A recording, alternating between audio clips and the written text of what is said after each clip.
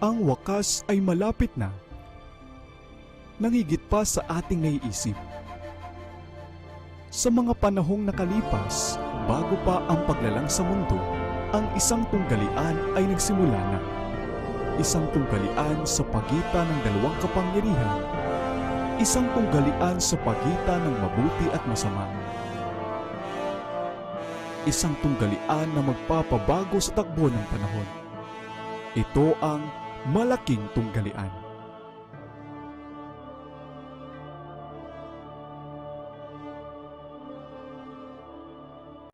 Kabanata 28, Pagharap sa talaan ng buhay. Habang ako'y nakatingin, sabi ni Propeta Daniel, may mga tronong inilagay at ang matanda sa mga araw ay umupo. Ang kanyang kasuotan ay kasing puti ng nyebe at ang buhok ng kanyang ulo ay gaya ng purong lana. Ang kanyang trono ay naglalagablab sa apoy at ang mga gulong nito ay nagnininga sa apoy. May dumaloy na isang ilog ng apoy at lumabas mula sa harapan niya. Libo-libo ang naglilingkod sa kanya at laksa-laksa ang nakatayo sa harapan niya. Ang hukuman ay humanda para sa paghukom at ang mga aklat ay nabuksan. Daniel 7:9-10. Ganyan ipinahayag sa pangitain ng propeta ang dakila at taimtim na araw na iyon na ang karakter at buhay ng mga tao ay dapat dumaan sa pagsusuri ng hukom ng buong lupa at sa bawat isa'y ibibigay ang ayon sa kanyang mga ginawa. Ang matanda sa mga araw ay ang Diyos Ama. Sinasabi ng mga awit, bago nilikha ang mga bundok o bago mo nilikha ang lupa at ang sanglibutan, ikaw ay Diyos mula sa walang hanggan hanggang sa walang hanggan. Awit 92. Siya na pinanggalingan ng lahat ng nilalang at pinagmula ng lahat ng kautusan ang siyang mga ngasiwa sa paghukom. At ang mga banal na anghel bilang mga tagapaglingkod at mga saksi na milyon-milyon at libo-libo ang bilang ay dumalo sa dakilang hukumang ito. At narito ang isang gaya ng anak ng tao na dumarating kasama ng mga ulap. At siya'y lumapit sa matanda sa mga araw at iniharap sa kanya. Binigyan siya ng kapangyarihan at kaluwalhatian at kaharian upang ang lahat ng mga bayan, bansa at mga wika ay maglingkod sa kanya. Ang kanyang kapangyarihan ay walang hanggang kapangyarihan na hindi lilipas. Daniel 7:13-14. Ang pagdating ni Kristo na dito'y inilalarawan ay hindi ang ikalawang pagparito niya sa lupa.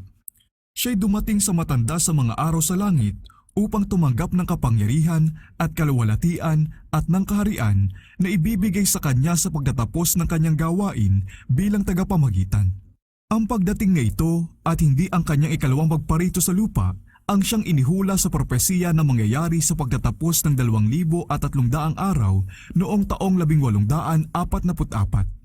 Habang sinasamahan ng mga anghel sa langit, ang ating pinakapunong pari ay pumasok sa kabanal-banalang dako at dooy humarap sa presensya ng Diyos upang gawin ang huling gawain na paglilingkod para sa kapakanan ng tao, upang isagawa ang gawain ng pangsiyasat na paghukom at upang gumawa ng pagtubos para sa lahat ng nagpapakita ng pagiging karapat-dapat sa mga kapakinabangan nito. Sa simbolong serbisyo, yung mga lumapit lamang sa Diyos na may pangungumpisal at pagsisisi na ang mga kasalanan ay nailipat sa sanktuaryo sa pamamagitan ng dugo ng handog pangkasalanan ang may bahagi sa serbisyo sa araw ng pagtubos. Kaya't sa dakilang araw ng huling pagtubos at pangsiyasat na paghukom, ang tanging kasong isa sa alang-alang ay yung mga nagsasabing sila'y bayan ng Diyos.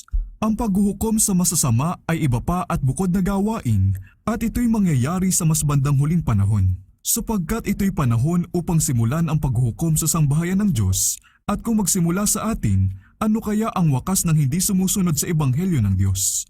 1 Pedro 4:17.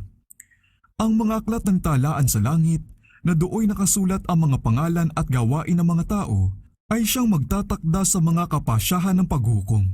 Ang sabi ni Propeta Daniel, ang hukuman ay humanda para sa paghukom at ang mga aklat ay nabuksan.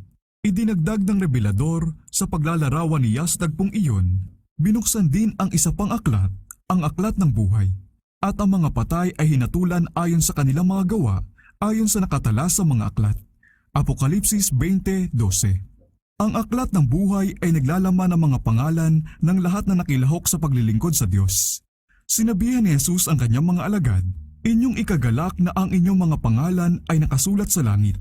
Lucas 10:20. Si Pablo ay bumabanggit ng mga tapat niyang kamanggagawa na ang mga pangalan ay nasa aklat ng buhay. Pilipos 4:3. Si Daniel, habang nakatunghay sa mga panahon ng kaguluhan na hindi pa nangyari kailanman, ay nagsabi na ang bayan ng Diyos ay maliligtas, bawat isa na ang pangalan ay matatagpuang nakasulat sa aklat. Daniel 12:1. At sinasabi ng tagapahayag na ang makakapasok lamang sa lungsod ng Diyos ay yung mga pangalan ay nakasulat sa aklat ng buhay ng Kordero.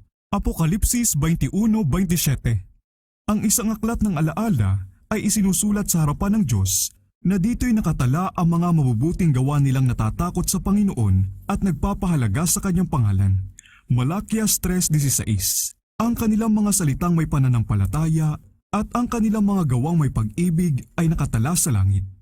Ito ang tinutukoy ni Nehemias ng kanyang sabihin, "Alalahanin mo ako, o aking Diyos, at huwag mong pawiin ang aking mabubuting gawa na aking ginawa para sa bahay ng aking Diyos." Nehemias 13:14. Sa aklat ng alaala ng Diyos ay pinamamalagi ang bawat gawain ng katuwiran. Doon ay tumpak na isinusulat ang bawat tuksong na paglabanan, bawat kasamaang na panagumpayan, at bawat binigkas na salitang may mapagmahal na kaawaan. At ang bawat gawain ng pagsasakripisyo, bawat paghihirap at kalungkutang tiniis alang-alang kay Kristo ay itinatala. Sinasabi ng mga awit, "Iyong isinaysay ang aking mga paggagala, inilagay mo ang aking mga luha sa iyong botelya, wala ba sila sa inyong aklat?" Awit 56:8. Merong ding talaan ng mga kasalanan ng mga tao. Sapagkat dadalhin ng Diyos ang bawat gawa sa paghukom, pati ang bawat lihim na bagay, maging ito'y mabuti o masama. Ecclesiastes 12:14. Ang bawat salitang walang kabuluhang sabihin ng mga tao ay ipagsusulit nila sa araw ng paghukom. Sinabi ng tagapagligtas, "Sa pamamagitan ng iyong mga salita ay pawawalang sala ka, at sa pamamagitan ng iyong salita ay mahatulan ka." Mateo 12:36-37. Ang mga lihim na layunin at motibo ay nakikita sa hindi nagkakamaling listahan, sapagkat ang Diyos ay magdadala ng liwanag sa mga bagay na sa ngayon ay nakatago sa kadiliman at ibubunyag ang mga layunin ng mga puso. 1 Corinto 4:5. Narito nasusulat sa harapan ko ang iyong sariling mga kasamaan at ang mga sama-samang kasamaan ng iyong mga magulang, sabi ng Panginoon. Isaiah 65:7. Ang bawat gawa ng tao ay dumadaan sa pagsusuri sa harapan ng Diyos at itinatala para sa katapatan o sa kawalang katapatan. Katapat ng bawat pangalan sa mga aklat ng langit ay isinusulat ng may matinding katumpakan ang bawat masamang salita, bawat makasariling gawa, bawat tungkuling di ginampanan, at bawat lihim na kasalanan, pati ang bawat mahusay na pagkukunwari. Ang mga babala o pagsumbat ng langit na ipinagwalang bahala, mga sandaling sinayang, mga pagkakataong hindi pinagbuti, ang impluwensyang ginamit para sa masama o mabuti, pati na ang malawak na saklaw ng mga bunga nito, lahat ay itinatala ng mga tagasulat na anghel. Ang kautusan ng Diyos ay siyang pamantayan na sa pamamagitan nito'y susubukin ang karakter at buhay ng mga tao sa paghukom. Ang sabi ng matalinong tao, "Matakot ka sa Diyos at sundin mo ang kanyang mga utos sapagkat ito ang buong katungkulan ng tao, sapagkat dadali ng Diyos ang bawat gawa sa paghukom." Ecclesiastes 12:13-14. Binalaan ni Apostol Santiago ang kanyang mga kapatiran, "Kaya't magsalita kayo at kumilos na gaya ng mga taong hahatulan sa pamamagitan ng kautusan ng kalayaan." Santiago 2:12. Yung mga taong sa paghukom ay itinuturing na karapat-dapat ay magkakaroon ng bahagi sa muling pagkabuhay ng mga matuwid. Sinabi ni Jesus, ang mga itinuturing na karapat-dapat makaabot sa panahong iyon at sa muling pagkabuhay mula sa mga patay ay katulad na ng mga anghel at sila'y mga anak ng Diyos, palibhas ay mga anak ng muling pagkabuhay.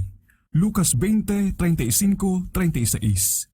At muli sinabi niya na, ang mga gumawa ng mabuti ay magsisilabas tungo sa pagkabuhay na muli sa buhay. Juan 5:29. Ang mga patay na matuwid ay hindi bubuhayin hanggat di pa tapos ang paghukom na kung saan sila itinuring na karapat-dapat sa pagkabuhay na muli sa buhay. Kaya sila'y hindi makakaharap ng personal na hukuman kapag ang kanilang mga talaan ay sinisiyasat na at ang mga kaso niya ay pagpasyahan. Si Jesus ay haharap bilang abogado nila upang magtanggol sa kanila sa harapan ng Diyos.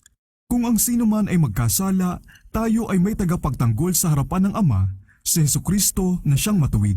1 Juan 2:1. Sapagkat si Kristo ay hindi pumasok sa sangtuwaryo na ginawa ng mga kamay ng tao na mga kahalintulad lamang ng mga tunay na bagay, kundi sa mismong langit upang dumulog ngayon sa harapan ng Diyos para sa atin. Dahil dito, siya'y may kakayahang iligtas ng lubos ang mga lumalapit sa Diyos sa pamamagitan niya, yamang lagi siyang nabubuhay upang mamagitan para sa kanila. Hebreo 9:24, 7:25. Habang binubuksan ang mga aklat para sa paghukom, ang buhay ng lahat ng sumasampalataya kay Jesus ay masusuring muli sa harapan ng Diyos. Umpisa sa mga unang nabuhay sa lupa ay inihaharap ng ating tagapagtanggol ang mga kaso ng bawat sumunod na henerasyon at magtatapos sa mga nabubuhay. Bawat pangalan ay binabanggit, bawat kaso ay masusing sinisiyasat. May mga pangalang tinatanggap, may mga pangalang tinatanggihan. Kapag ang sino man ay may mga kasalanan pang natitira sa mga aklat ng talaan na hindi napagsisihan at hindi napatawad, ang kanilang mga pangalan ay buburahin sa aklat ng buhay at ang tala ng kanilang mga mabubuting gawa ay aalisin sa aklat ng alaala ng Diyos. Sinabi ng Panginoon kay Moises, "Ang sino mang nagkasala laban sa akin ay siya kong buburahin sa aking aklat." Exodo 32:33. At sinasabi ni Propeta Ezekiel, kapag ang matuwid ay humiwalay sa kanyang pagiging matuwid at gumawa ng kasamaan, walang aalalahanin sa mga matuwid na gawa na kanyang ginawa. Ezekiel 18:24. Ang lahat ng tunay na nagsisi sa kanilang kasalanan at sa pananampalataya ay inangkin ang dugo ni Kristo bilang handog nilang pangtubos, ay may nakasulat na napatawad na sa tapat ng kanilang mga pangalan sa mga aklat ng langit, at dahil sila'y naging kabahagi ng katwiran ni Kristo at ang kanilang mga likas ay nasumpungang kaayon ng kautusan ng Diyos, ang kanilang mga kasalanan ay papawiin na at sila mismo ay ibibilang na karapat-dapat sa buhay na walang hanggan. Sinasabi ng Panginoon sa pamamagitan ni Propeta Isaias, Ako nga ang siyang pumapawi ng inyong mga pagsuway alang-alang sa akin at hindi ko aalalahanin ang inyong mga kasalanan. Isaias 43:25. Sinabi ni Jesus, Ang magtagumpay ay bibihis ang gayon ng mapuputing damit at hindi ko kailanman papawiin ang kanyang pangalan sa aklat ng buhay. At ipahahayag ko ang kanyang pangalan sa harapan ng aking Ama at sa harapan ng kanyang mga anghel. Apokalipsis 3:5. Kaya't ang bawat kumikilala sa akin sa harapan ng mga tao ay kikilalanin ko rin sa harapan ng aking Ama na nasa langit. Mateo 10:32. Ang pinakamalalim na interes na ipinapakita ng mga tao sa mga kapasyahan ng mga hukuman dito sa lupa ay bahagya lang na naglalarawan sa interes na ipinapakita sa mga bulwagan sa langit, habang ang mga pangalang nakatala sa aklat ng buhay ay sinusuri sa harapan ng hukuman ng buong lupa. Inihaharap ng banal na tagapamagitan ang kahilingan na ang lahat ng nagtagumpay sa pamamagitan ng pananampalataya sa kanyang dugo ay patatawarin sa kanilang mga paglabag at sila ibalik sa kanilang tahan ng Eden at gantimpalaan bilang kasamang tagapagmana niya mismo sa dating kapangyarihan. Mikas 4:8. Sa mga pagsisikap ni Satanas na dayain at tuksuin ang ating lahi, inisip niyang hadlangan ang plano ng Diyos sa pagkakalikha niya sa tao, subalit ngayon hinihiling ni Kristo na ang planong ito'y isagawa na para na rin bang ang tao'y hindi nagkasala. Hinihiling niya para sa kanyang bayan hindi lamang ang kapatawaran at pagpapawalang sala na lubos at ganap, kundi isang bahagi sa kanyang kaluwalhatian at lugar ng kanyang trono. Habang si Jesus ay nagtatanggol para sa mga nasasakupan ng kanyang biyaya, pinararatangan naman sila ni Satanas sa harapan ng Diyos bilang mga mananalangsang. Pinagsisikapan ng malupit na mandaraya na sila'y ihatid sa pag-aalinlangan, na sila'y mawala ng pagtitiwala sa Diyos, na ihiwalay ang kanilang sarili sa kanyang pag-ibig at labagin ang kanyang kautusan. Itinuro niya ngayon ang talaan ng kanilang mga buhay at ang mga kapintasan ng kanilang karakter. Ang kaibahan nila kay Kristo na nagdala ng kahihiyan sa kanilang manunubos, ang lahat ng kasalanang iniudyok niyang gawin nila, at dahil sa mga ito ay inaangkin niyang sila'y kanyang sakop. Hindi ni Jesus idinadahilan ang kanilang mga kasalanan, subalit ipinakikita niya ang kanilang pagsisisi at pananampalataya, at habang hinihingi ang kapatawaran para sa kanila, ay itinataas niya ang nasugatan niyang mga kamay sa harapan ng Ama at ng mga banal na anghel na sinasabi, Nakikilala ko sila sa pangalan. Iniukit ko sila sa palad ng aking mga kamay. Ang mga hain ng Diyos ay bagbag na diwa, isang bagbag at nagsisising puso, o Diyos, ay hindi mo hahamakin. Awit 51:17. At sa nag-aakusa sa kanyang bayan ay kanyang sinasabi, sawayin ka nawa ng Panginoon, o Satanas, ang Panginoon na pumili sa Jerusalem ay sumaway nawa sa iyo. Di ba ito isang gatong na inagaw sa apoy? Zacarias 3:2. Bibihisan ni Kristo ng sarili niyang katwiran ang mga tapat niyang anak upang maiharap niya sila sa kanyang ama na isang maluwalhating iglesia na walang batik o kulubot o anumang gayong bagay. Efesos 5:27. Ang kanilang mga pangalan ay nananatiling nakatala sa aklat ng buhay at tungkol sa kanila ay nasusulat, sila'y kasama kong lalakad na nakaputi sapagkat sila'y karapat-dapat. Apokalipsis 3:4. Ganyan magkakatotoo ang lubusang katuparan ng pangako ng bagong tipan na, patatawarin ko ang kanilang kasamaan at ang kanilang kasalanan ay hindi ko na aalalahanin pa. Sa mga araw at sa panahong iyon, sabi ng Panginoon, ang kasamaan ay hahanapin sa Israel at hindi magkakaroon ng anuman at ang kasalanan sa Huda at walang matatagpuan. Jeremias 31:34, 50:20. Sa araw na iyon ay magiging maganda at maluwalhati ang sanga ng Panginoon at ang bunga ng lupain ay ipagmamalaki at sa ikaluluwalhati ng mga nakaligtas na taga-Israel. Siyang naiwan sa Siyon at siyang nananatili sa Jerusalem ay tatawaging banal, bawat nakatala sa mga nabubuhay sa Jerusalem. Isaias 4:2-3. Ang gawain ng pangsiyasat na paghukom at ang pag-aalis ng kasalanan ay matatapos bago ang ikalawang pagparito ng Panginoon. Yamang ang mga patay ay hahatulan ayon sa mga bagay na nakasulat sa mga aklat, imposibleng mapawi ang mga kasalanan ng mga tao habang di pa tapos ang paghukom na sumisiyasat sa kanilang mga kaso. Ngunit malinaw na ipinahayag ni Apostol Pedro na ang mga kasalanan ng mga mananampalataya ay papawiin na kapag ang panahon ng kaginawahan ay dumating mula sa harapan ng Panginoon at upang kanyang suguin ang Kristo na itinalaga sa inyo, si Jesus.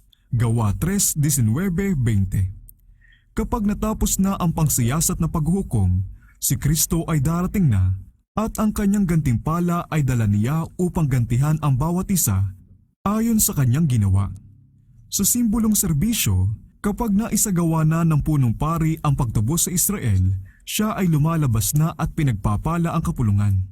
Gayon din naman si Kristo sa katapusan ng kanyang gawain bilang tagapamagitan ay magpapakita na hindi upang harapin ang kasalanan, kundi para sa kaligtasan, Hebreo 9:28, upang pagpalain ng walang hanggang buhay ang kanyang bayang naghihintay. Kung papaanong ang pari bilang pag-aalis ng mga kasalanan mula sa santuaryo ay ipinahayag ang mga ito sa ulo ng kambing na pakakawalan, gayon din naman ipapatong ni Kristo ang lahat ng kasalanang ito kay Satanas, ang pinagmulan at tagasulsol ng kasalanan. Ang kambing na may dala ng lahat ng kasalanan ng Israel ay dinadala sa lupaing walang naninirahan. Levitico 16:22. Sa ganong ding paraan si Satanas, dala ang bigat ng lahat ng kasalanang ipinagawa niya sa bayan ng Diyos, ay kukulungin sa loob ng 1,000 taon sa lupang ito na magiging wasak at walang naninirahan at sa wakas ay pagdurusahan ang buong kabayaran ng kasalanan sa apoy na siyang tumutupok sa lahat ng masama. Ganyan mararating ng dakilang panukala ng pagtubos ang katuparan nito sa panghuling paglipol sa kasalanan at pagliligtas sa lahat ng mga naging laang talikuran ang kasamaan. Sa panahong itinakda para sa paghukom, nakatapusan ng 2,300 araw noong taong 1844, ay nagsimula ang gawain ng pagsisiyasat at pag-aalis ng mga kasalanan. Ang lahat ng kusang tumanggap sa pangalan ni Kristo ay kailangang dumaan sa masusing pagsisiyasat nito. Ang mga nabubuhay at ang mga patay ay parehong hahatulan ayon sa kanilang mga gawa, ayon sa nakatala sa mga aklat. Apokalipsis 20:12. Ang mga kasalanang hindi pinagsisihan at tinalikuran ay hindi patatawarin at hindi rin buburahin sa aklat ng talaan, kundi mananatiling saksi laban sa makasalanan sa araw ng Panginoon. Maaaring ginawa niya ang masasama niyang gawain sa liwanag ng araw o kaya'y sa kadiliman ng gabi, subalit ang mga ito'y pawang lantad at hayag sa kanya na pagsusulitan natin. Nasaksihan ng mga anghel ng Diyos ang bawat kasalanan at naitala ito sa hindi nagkakamaling talaan. Ang kasalanan ay maaaring itago, itanggi o ilihim sa ama, ina, asawa, mga anak at mga kasamahan. Walang iba kundi ang mga nagkasala lamang ang nakapag-iingat ng kahit pinakabahagyang pahiwatig ng pagkakamali, ngunit ito'y lantad sa harapan ng mga naroon sa langit. Ang kadiliman ng pinakamadilim na gabi, ang pagiging lihim ng lahat ng mapandayang paraan ay di sapat para magkubli ng isamang pag-iisip sa kaalaman ng walang hanggan. Ang Diyos ay may tumpak na tala ng bawat di makatwirang pahayag at bawat madayang pakikitungo. Hindi siya naloloko ng mga anyo ng pagpapakabanal, hindi siya nagkakamali sa kanyang pagkilati sa karakter. Ang mga tao ay maaaring madaya ng mga masasama ang puso, subalit ang Diyos ay tumatagos sa lahat ng pagbabalat kayo at nababasa ang lihim na buhay. Napakadakilang kaisipan, ang bawat araw na lilipas na magpakailanman ay merong pasaning mga tala para sa mga aklat ng langit. Ang mga salitang minsay binigkas, mga gawang minsay ginawa ay hindi na mababawi pa. Ang kabutihan at kasamaan ay pare-parehong isinulat ng mga anghel. Hindi na mababawi pa ng pinakamakapangyarihang mananakop sa ibabaw ng lupa ang tala ng kahit isang araw. Ang ating mga kilos, ang ating mga salita, maging ang mga pinakalihim nating motibo, lahat ng ito'y merong bigat para sa pagpapasya ng ating kahantungan, kung sa kaligayahan ba o sa kapighatian. Bagaman ang mga ito'y nalimutan na natin, ang mga ito'y sasaksi upang mapawalang sala o humatol. Kung paanong ang bawat bahagi ng mukha ay talagang nakokopya ng walang mali sa pulidong pinagpipintahan ng pintor, ganon din naman ang karakter ay tumpak na iginuguhit sa mga aklat ng langit. Ngunit ang mga tao'y walang gaanong pagkabahalang nadarama hinggil sa listahang iyon na siyang tutunghayan ng buong sangkalangitan. Kung mahahawi lamang ang tabing na naghihiwalay sa sanglibutang nakikita at hindi nakikita, at makita ng mga tao ang isang anghel na nagtatala ng bawat salita at gawa, na muli nilang makakaharap sa paghukom, kay raming salita na binabanggit araw-araw ang hindi na sana sinasabi, kay raming gawa ang hindi sana ginagawa. Sa paghukom, ang paggamit ng bawat talento ay sisiyasating maigi. Paano natin ginamit ang puhunan na ipinahiram sa atin ng langit? Matatanggap kaya ng Panginoon sa kanyang pagdating ang kung anong kanya ng may tubo? Pinagbuti ba natin ang mga kakayahang ipinagkatiwala sa atin sa kamay at puso at isipan para sa ikaluluwalhati ng Diyos at pagbibigay pala sa sanglibutan? Paano natin ginamit ang ating panahon, ang ating panulat, boses, pera at impluensya?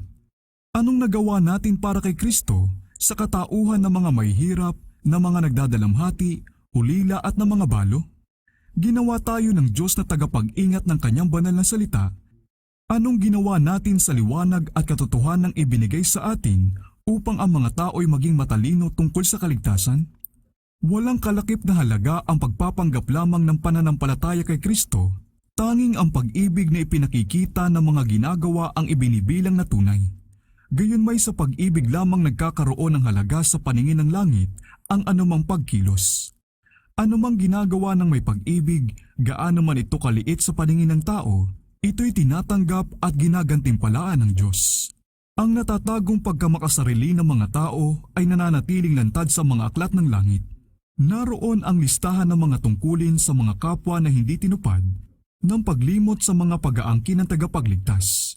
Dooy makikita nila kung gaano kadalas na ibinibigay kay Satanas ang panahon, isipan at lakas na pawang pag-aari ni Kristo. Malungkot ang ulat na dinadala ng mga anghel sa langit. Ang mga matatalinong tao, mga nagsasabing tagasunod ni Kristo, ay abalang-abala sa pagpapayaman sa sanglibutan o pagpapakasaya sa mga makalupang kalayawan. Ang pera, oras at lakas ay isinasakripisyo kapalit ng pagtatanghal sa sarili at pagpapalayaw, subalit kakaunti ang naitalang sandali sa pananalangin, sa pagsasaliksik ng kasulatan, sa pagpapakababa ng kaluluwa at pagpapahayag ng kasalanan. Si Satanas ay nag-iimbento ng di mabibilang na pakana upang libangin ang ating mga isipan upang hindi nito maisip ang mismong gawain na dapat ay alam nating maigi. Galit na galit ang punong mandaraya sa mga dakilang katotohanan na nagpapakita sa tumutubos ng sakripisyo at sa tagapamagitang makapangyarihan sa lahat. Alam niya na ang lahat ay nakasalalay sa kanyang paglilihis ng mga isipan palayo kay Jesus at sa kanyang katotohanan. Yung mga gustong makibahagi sa mga kapakinabangan ng pamamagitan ng ating tagapagligtas ay huwag dapat payagan ang anuman na humadlang sa kanilang tungkulin na pakasanayin ang kabanalan sa pagkatakot sa Diyos. Ang mga mahalagang oras sa halip na gamitin sa kalayawan, sa pagdatanghal o paghahangad ng pakinabang ay dapat italaga sa taimtim at mapanalangining pag-aaral ng salita ng katotohanan. Ang paksa tungkol sa sangtuwaryo at sa pangsiyasat na paghukom ay dapat malinaw na maunawaan ng bayan ng Diyos. Kailangan ng lahat ng personal na kaalaman tungkol sa katungkulan at gawain ng kanilang dakilang punong pari. Kung hindi ay magiging imposible para sa kanila ang isa kabuhayan ang pananampalatayang kailangan sa panahong ito o kaya'y ang lumagay sa kalagayang hangad ng Diyos na punan nila. Ang bawat isa ay merong kaluluwang maliligtas o kaya'y mapapahamak. Bawat isa ay may kasong nakabinbin sa hukuman ng Diyos. Bawat isa ay dapat humarap na mukhaan sa dakilang hukom. Gaano nga kahalaga kung gayon na pagbulay-bulayan lagi ng bawat isipan ang dakilang tagpong iyon kung kailan ang hukuman ay uupuan na at ang mga aklat ay bubuksan na. Kung kailan ang bawat isa, gaya ni Daniel, ay dapat tumayo sa kanyang gantimpala sa katapusan ng mga araw. Ang lahat ng tumanggap ng liwanag sa mga paksang ito ay dapat magpatotoo sa mga dakilang katotohanan na ipinagkatiwala sa kanila ng Diyos. Ang sangtuwaryo sa langit ay siyang pinakasentro ng gawain ni Kristo para sa mga tao. May kaugnayan dito ang bawat taong nabubuhay sa ibabaw ng lupa. Ipinapakita nito ang panukala ng pagtubos, inihahatid tayo sa pinakawakas ng panahon at ibinubunyag ang matagumpay na usapin ukol sa paglalaban ng katwiran at kasalanan. Talagang kailangan na siyasating mabuti ng lahat ang mga paksang ito at makapagbigay ng paliwanag sa bawat taong humihingi sa kanila ng katuwiran tungkol sa pag-asang nasa kanila. Sa panukala ng kaligtasan, ang pamamagitan ni Kristo para sa tao doon sa sangtuwaryo sa langit ay kasing halaga ng kanyang kamatayan sa krus. Sa pamamagitan ng kanyang kamatayan ay sinimulan niya ang gawain iyon na pagkatapos niyang mabuhay na muli, siya'y umakyat upang ito'y tapusin sa langit. Sa pananampalataya ay dapat tayong pumasok sa kabila ng tabing na doon na unang pumasok para sa atin si Jesus. Hebreo 6:20. Doon, ang liwanag mula sa krus ng Kalbaryo ay umaaninag. Doon ay maaari nating matamo ang mas malinaw na pananaw sa mga hiwaga ng pagtubos. Ang kaligtasan ng tao ay naisagawa nang dahil sa walang hanggang kagastusan ng langit. Ang sakripisyong ginawa ay katumbas ng pinakamalalaking hinihingi ng nilabag na kautusan ng Diyos. Binuksan ni Jesus ang daan patungo sa trono ng Ama at dahil sa kanyang pamamagitan, ang tapat na hangarin ng lahat ng lumalapit sa kanya sa pananampalataya ay maihaharap sa Diyos. Siyang nagtatakip ng kanyang mga pagsuway ay hindi sasagana, ngunit ang nagpapahayag at tumatalikod sa mga iyon ay magtatamo ng awa. Kawikaan 28:13. Kung makikita lamang ng mga taong nagkukubli at nagdadahilan ng kanilang mga kasalanan kung paanong si Satanas ay tuwang-tuwa sa kanila, kung paano niya tinutuya si Kristo at ang mga banal na anghel dahil sa kanilang mga ginagawa, sila'y magmamadaling ipahayag ang kanilang mga kasalanan at iwaksi ang mga ito. Sa pamamagitan ng mga kapintasan sa karakter, si Satanas ay gumagawa upang makontrol ang buong pag-iisip at alam niyang kapag pinanatili ang mga kapintasang ito, siya'y magtatagumpay. Kung kaya't palagi siyang nagsisikap na madaya ang mga tagasunod ni Kristo sa pamamagitan ng kanyang malubhang panglilinlang, ano pat imposibleng sila'y magtagumpay. Ngunit isinasamo ni Jesus para sa kanila ang nasugatan niyang mga kamay, ang nagkalasog-lasog niyang katawan, at sinasabi niya sa lahat ng gustong sumunod sa kanya, ang aking biyaya ay sapat na sa inyo. 2 Corinto 12:9. Pasanin ninyo ang aking pamatok, matuto kayo sa akin, sapagkat ako'y maamo at may mapagpakumbabang puso at makakatagpo kayo ng kapahingahan para sa inyong mga kaluluwa. Sapagkat madaling dalhin ang aking pamatok at magaan ang aking pasan. Mateo 11:29-30. Kung gayoy huwag ipalagay ninuman na ang kanilang mga kapintasan ay wala ng lunas. Ang Diyos ay magbibigay ng pananampalataya at biyaya upang mapanagumpayan ang mga ito. Tayo nga'y nabubuhay sa dakilang araw ng pagtubos. Sa simbolong serbisyo, Habang ang mga punong pari ay gumagawa ng katubusan para sa Israel, ang lahat ay kinakailangang pagdalamatiin ang kanilang mga sarili sa pamamagitan ng pagsisisi sa kasalanan at pagpapakababa sa harapan ng Panginoon upang huwag silang matiwalag sa kalagitnaan ng bayan. Sa ganong ding kaparaanan, ang lahat ng nagnanais na manatili ang kanilang pangalan sa aklat ng buhay ay dapat na pagdalamatiin ang kanilang mga sarili ngayon sa harapan ng Diyos sa ilang natitirang araw ng kanilang palugit sa pamamagitan ng pagkalungkot sa kasalanan at tunay na pagsisisi. Dapat merong malalim at tapat na pagsisiyasat ng puso. Ang mababaw at walang gaanong kabuluhang espiritu na pinagbibigyan ng napakaraming nagsasabing sila'y Kristiyano ay dapat nang alisin. May maalab na digmaan sa harapan ng lahat ng gustong talunin ang masasamang hilig na nagpupumilit manaig. Ang gawain ng paghahanda ay gawaing pang-isahan. Hindi tayo naliligtas ng grupo-grupo. Ang kalinisan at pagtatalaga ng isang tao ay hindi dapat pupunan ang kawalan ng mga katangiang ito sa iba. Bagaman ang lahat ng bansa'y dadaan sa paghukom sa harapan ng Diyos, susuriin pa rin niya ang kaso ng bawat isa sa pinakamalapit at pinakamasusing pagsisiyasat na para bagang wala ng ibang tao pa sa ibabaw ng lupa. Ang bawat isa'y dapat subukin at dapat masumpungang walang dungis o kulubot o anumang gayong bagay. Taimtim ang mga tagpong kaugnay ng pangwakas na gawain ng pagtubos. Napakahalaga ng mga kapakanang nakapaloob dito. Ang paghukom ay nangyayari ngayon sa loob ng sangtuwaryo sa langit. Sa loob ng maraming taon ay sumusulong na ang gawain ito. Di magtatagal at walang nakakaalam kung gaano katagal, ito'y lilipat na sa mga kaso ng mga buhay. Sa kakilakilabot na presensya ng Diyos, ang ating mga buhay ay sisiyasatin. Sa panahong ito, higit sa lahat ng panahon, ay nararapat na dinggin ng bawat kaluluwa ang babala ng tagapagligtas. Kayo'y mangag-ingat, mangagpuyat at magsipanalangin, sapagkat hindi ninyo nalalaman kung kailan kaya ang panahon. Marcos 13:33. Kaya't kung hindi ka gigising, darating akong gaya na magnanakaw, at hindi mo malalaman kung anong oras ako darating sa iyo. Apokalipsis 3:3.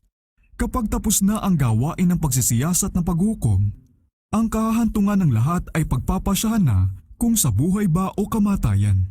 Ang palugit na panahon ay wawakasan na, sandaling panahon bago magpakita ang Panginoon sa mga alapaap ng langit. Sa Apokalipsis, habang nakatanaw sa panahong iyon ay sinabi ni Kristo, ang masama ay hayaang magpakasama pa, at ang marumi ay hayaang magpakarumi pa, at ang matuwid ay hayaang maging matuwid pa, at ang banal ay hayaang magpakabanal pa. Ako'y malapit nang dumating at dala ko ang aking gantimpala upang gantihan ang bawat isa ayon sa kanyang ginawa. Apokalipsis 22:11-12. Ang mga matuwid at ang masasama ay mabubuhay pa rin sa lupa sa mortal nilang kalagayan. Ang mga tao'y magtatanim at magtatayo ng bahay, kakain at iinom. Lahat ay walang kamalay-malay na ang pinakahuli at di mababagong desisyon ay naideklara na sa sangtuwaryo sa langit. Bago magkabaha pagkapasok ni Noe sa daong, sinarhan siya ng Diyos sa loob at ang masasama sa labas. Subalit sa loob ng 7 araw ang mga tao, dahil hindi alam na napagpasyahan na ang kanilang katapusan, ay nagpatuloy sa kanilang pabaya at mahilig sa kalayawang pamumuhay at hinamak ang mga babala ng napipintong paghatol. Gayon din naman, sabi ng tagapagligtas, ang pagdating ng anak ng tao. Mateo 24:39. Tahimik at hindi namamalayan, gaya na magnanakaw sa hating gabi, darating ang tiyak na oras na palatandaan ng pagtatakda ng kahantungan ng bawat tao ng pangwakas na pagbawi sa kahabagang inialok sa mga taong makasalanan. Kaya't maging handa kayo, baka sa bigla niyang pagdating ay matagpuan niya kayong natutulog. Marcos 13:35-36. Mapanganib ang kalagayan ng mga taong dahil napapagod na sa kanilang pagbabantay ay bumabaling na sa mga pang-akit ng sanglibutan. Habang ang taong mahilig sa negosyo ay gumon sa paghahangad ng kita, habang ang mahilig sa kalayawan ay nagpapakasasa, habang ang anak na sunod sa uso ay nagpapaganda, baka sa oras ng iyan bibigkasin ng hukom ng buong lupa ang sentensyang ikaw ay tinimbang sa timbangan at natuklasang kulang. Daniel 5:27.